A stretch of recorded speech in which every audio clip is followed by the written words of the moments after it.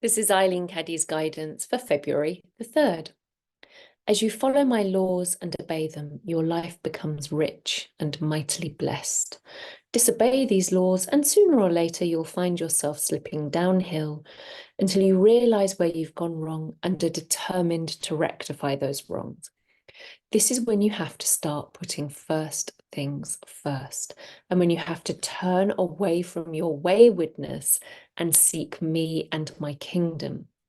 It is not easy to do when you have reached rock bottom and feel there is no purpose in life. Yet it is what you will have to do. Put your feet on the bottom rung of the ladder and start climbing, no matter how difficult it may appear at times. As you pull yourself up the next rung and gradually work your way out of despair you have sunk into, life will begin to change for you, and you will find a real purpose in your life and living.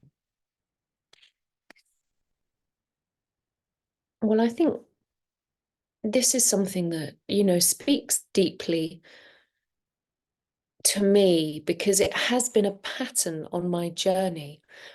As I started to awaken, I began to understand the importance of listening to that voice within, of listening to the soul, but listening to it and hearing it rather than, and then taking action seem to be two different things. And taking action on the voice within required an amount of courage and self-trust that I often didn't have in those moments, because very often the advice of our soul, that instinct coming through, can be in direct polar opposite to what the rest of the world is saying. The coach, the spiritual teacher, your community, the therapist, your family, whoever it is, and very often it almost felt to me in some moments on my journey so far that life or God had set up these tests, set up these challenges to particularly test those weak points in me where I was willing to again and again give my power away to other sources rather than my own sovereign intuition and what I need and want for my life. There's a very typical codependent behavior that is to try and give advice and assume that one knows what is best for someone else, but we really never can. The quality, the capacity to hold space for someone else on their journey and not rush in to give a solution, to avoid our own discomfort, perhaps at having to hear their solution, is a skill that some people need to learn. And if we do have those tendencies, we can also often be very influenced more so, or put more weight and importance on what other people think or feel we should do rather than our own opinion.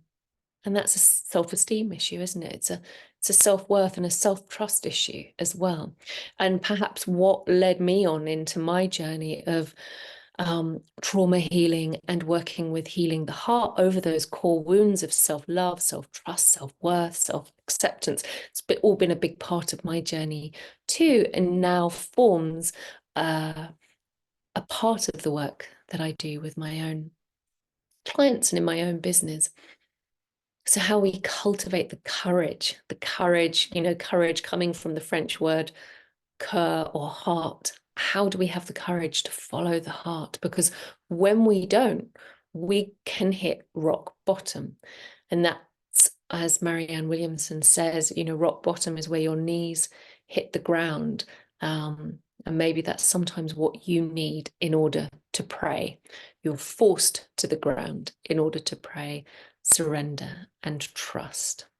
And that certainly happened at a significant point in my life that I felt at rock bottom as well. And I heard my inner voice telling me to surrender, but I didn't really understand what it means. And I woke up one morning with this very fully formed thought, again, the voice of the soul, saying surrender is different to giving up.